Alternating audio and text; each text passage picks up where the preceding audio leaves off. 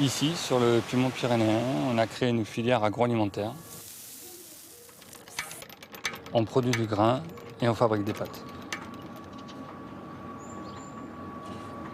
Je m'appelle Thibaut Tellet et dans le projet de la SIC l'Odyssée dans le grain, je fais partie de la transformation et je suis le meunier.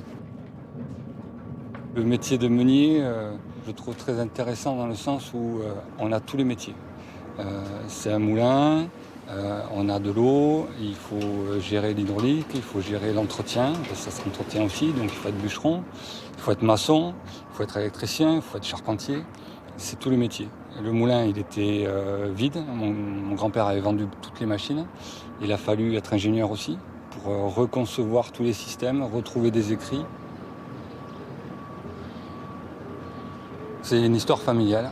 Mon arrière-grand-père a acheté le moulin ici, qui était déjà en activité depuis le XIVe siècle. Et ils ont développé petit à petit les techniques au goût du jour. Et dans les années 80, il fallait encore augmenter, encore investir, encore évoluer. Et mon père n'a pas souhaité faire le pas. C'était des investissements trop importants. Et du coup, ils ont fermé le moulin. En me rapprochant de la SIC, je voulais faire de la farine, mais il n'y avait pas de moulin. Il a fallu recréer un moulin. Donc le choix s'est porté sur la meule de pierre. Il y avait des moulins dans le commerce, mais en ayant la structure avec l'hydraulique, avec tous les bâtiments qu'il y avait, j'ai voulu reconstruire une meule ancienne en silex. L'intérêt des meules en silex, c'est qu'elles sont très lourdes, c'est-à-dire que la force d'écrasement, c'est juste le poids de la meule. Les autres techniques de moulin, c'est des ressorts ou des réglages. Là, c'est une technique ancestrale et qui n'abîme pas le grain. C'est-à-dire que la farine ne chauffe pas, elle est passée en une seule fois et ça prend soin de ne pas perturber les qualités alimentaires de la farine.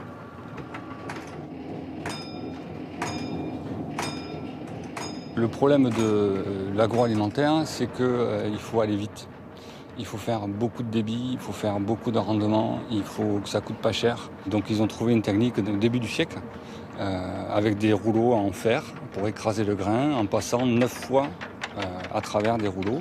Ça écrase le blé petit à petit, mais à force, on enlève toutes ses valeurs nutritives. Le germe est enlevé, et puis il est trituré 9 fois.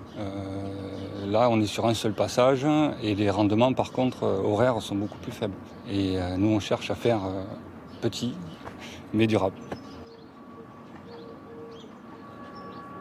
Mon père, même mon grand-père disait, un moulin à meule, pour qu'il soit rentable, c'est qu'il faut qu'il valorise ses déchets.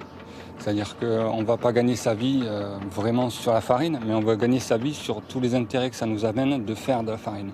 Le son qu'on utilise par aux cochons. Et on a de l'alimentation pour les cochons qui est un déchet. Le moulin ne fait que de la farine biologique. Je n'ai aucun blé conventionnel qui rentre dans le moulin. J'ai aucun risque de mélange d'avoir un blé conventionnel à travers. Jusqu'à maintenant, j'étais à 100% sur des variétés anciennes. Et du coup, je suis sûr d'avoir une qualité optimum de farine.